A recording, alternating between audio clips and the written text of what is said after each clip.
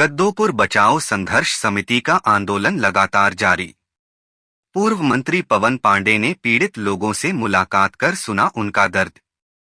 भारी संख्या में लोगों ने किया जबरदस्त प्रदर्शन। अयोध्या, लखनऊ रेल लाइन और इलाहाबाद रेल लाइन के बीच रेलवे बाईपास निकालने के विरोध में इलाके के लोग लगातार प्रदर्शन कर रहे हैं। गद्दोपुर लाला लाजपत राय वार्ड के लोगों का घर और जमीन इस रेलवे लाइन के बीच आने के चलते लोगों में भारी आक्रोश और दुख है।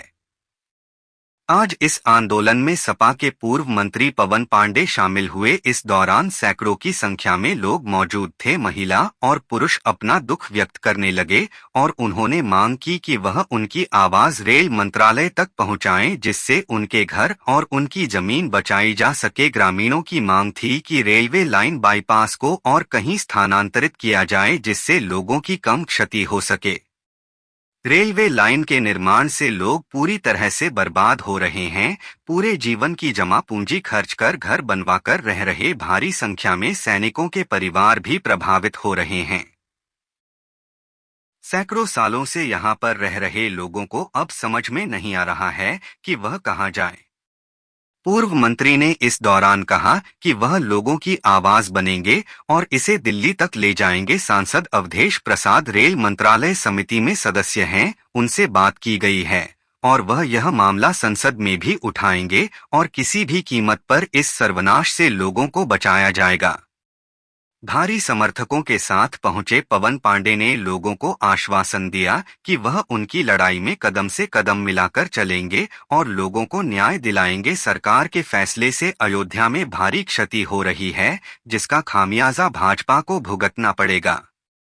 पूरी तरह से लोगों को बर्बाद करने की मंशा से सरकार काम कर रही है। जब रेल बाईपास गुजर रहा था तो उसका सही से मार्ग चयन किया जाना चाहिए था, जिससे लोगों को कम नुकसान होता और उसका उन्हें उचित मुआवजा भी मिलता, लेकिन सब मनमाने तरीके से किया जा रहा है। आम जनता को कितना नुकसान झेलना पड़ रहा है, यह इस सरकार में कोई सुनने वाला नहीं है। बनबीरपुर की जमीन रेलवे लाइन में जा रही है। हजारों लोग यहाँ पर इकट्ठा हैं। सब यही चाहते हैं कि रेलवे लाइन यहाँ से न जाए। हजारों परिवार बेघर हो जाएंगे, लोगों की जमीन चली जाएगी। 200-250 वर्षों से लोग यहाँ पर रह रहे हैं। माताएं, बहनें, बुजुर्ग, यहाँ बहुत से सैनिक परिवार हैं जिनके पति बॉर्डर पर हैं, जिनका मकान यहाँ पर है। हम सरकार से मांग करते हैं कि रेलवे लाइन कहीं और से जाए। गद्दोपुर, अब्बूसराय, बनबीरपुर, इस जमीन को रहने दिया जाए। यहाँ से रेलवे लाइन न निकाली जाए, अन्यत्र किसी स्थान से निकाला जाए, जिससे कि यहाँ के गांव वालों के जो मकान है न टूटने पाए। लोगों ने अपने पेंशन लेकर, लोन लेकर किसी तरह मकान बनाया। आज सरकार उस मकान को तोड़ना चाहती है। हम इसके खिलाफ हैं। हम इस रेलवे लाइन के खिलाफ हैं। रेलवे लाइन अलग स्थान से बने, इसके लिए प्रयास करेंगे। रेल मंत्री से मिलेंगे, अपने माननीय सांसद जी से मिलेंगे, बात करेंगे और इसको बचाने का पूरा काम करेंगे। कुल मिला के कितने घर चिन्हित किए गए? सैकड़ों घर हैं। सैकड़ों घर जा रहे हैं। अब्बूसराय, बनबीरपुर और गद्दोपुर और आगे 3-4-5 कॉलोनियां हैं। सैकड़ों मकान चले जाएंगे। लोग के मकान और दुकान चले जाएंगे। लोग कारोबार चला जाएगा, व्यापार चला जाएगा। मकान बनाने के लिए आदमी 1-1 रुपया इकट्ठा करता है और भाजपा सरकार को तरस नहीं आ रही है लोगों के मकान गिराने में, रेलवे लाइन बिछाने में। हम इसकी निंदा करते हैं और इसके लिए हम मिलेंगे। पूरी समाजवादी पार्टी हमारी सहयोग करेगी और लोगों को बचाने का काम करेंगे। सेना में रह के देश की रखवाली कर रहे हैं, तो मैं भी उनके स्थान पे उनके परिवार का, उनके बच्चों का भी ध्यान रखने के लिए पूरी साहस के साथ उनका ध्यान रख रही हूँ। लेकिन जब सरकार हमको ध्यान रखने नहीं दे रही है, हमारे मकान को उजाड़ रही है, हमारे घर को उजाड़ रही है, तो कैसे ध्यान रख पाएंगे। इसलिए हम सरकार की, मोदी जी की जो एक नीति है कि सबका साथ सबका विकास, तो सबका साथ और सबका विकास के स्थान पे वो जो कर रहे हैं कि कुछ का उजाड़ और कुछ का विकास, मैं इसके विरोध में बात करती हूँ। मैं आप अपने मंत्री जी, जनप्रतिनिधि के द्वारा मैं अपना संदेश मोदी जी, योगी जी, रेल मंत्रालय तक पहुँचाना चाहती हूँ कि कृपया हमारे इस मैटर पे हस्तक्षेप करिए, हमारा घर बचाइए, हमारे लोगों की खेत बचाइए। आप किसानों को अन्नदाता बता रहे हैं, अरे अन्न कहाँ से उपजाएंगे? दाता बन ही नहीं पाएंगे। आप उनसे दाता का अधिकार छीन ले रहे हैं। वो अपने खाने के लिए अन्न नहीं रख पाएंगे तो अन्नदाता बनना तो उनका असंभव है।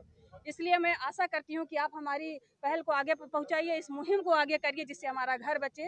मंत्री जी का बहुत बहुत धन्यवाद। इस मामले को लेकर के क्या प्रशासन से भी कोई बात हुई जी है? जी, हम सबके पास ज्ञापन दे चुके हैं, लेकिन अभी तक कुछ हुआ नहीं है। 1 महीने से समझिए जितने भी लोग हैं, मैं सबकी तरफ से कहना चाहती हूँ, सभी अवसादग्रस्त हैं, मानसिक पीड़ा से गुजर रहे हैं। अगर इस मानसिक पीड़ा में, अवसाद में अगर किसी के साथ कोई अनिष्ट होता है तो प्रशासन कभी जिम्मेदार नहीं होगा। वो फिर एक मुआवजा लेके खड़े हो जाएंगे कि परिवार अवसाद में था, कर्ज में डूबा हुआ था, कर्ज लेके मकान बनाया था, मकान टूट गया है और इस कारण उनके साथ कुछ अनिष्ट हो गया है। तो इसमें नुकसान आम जनता का ही होगा, किसी भी प्रशासन में बैठे किसी लोगों का नहीं होगा। तो ये सरकार गरीबों की सरकार तो अब रही नहीं गई है, ये सिर्फ अब अमीरों की सरकार बन के रह गई है। आप हमारा साथ दीजिए, हमारा सहयोग दीजिए, हमारे इस मुहिम में जो भी जनप्रतिनिधि हैं आप हमारे साथ आगे बढ़िए, तो हम भी आपके साथ आगे बढ़ रहे हैं।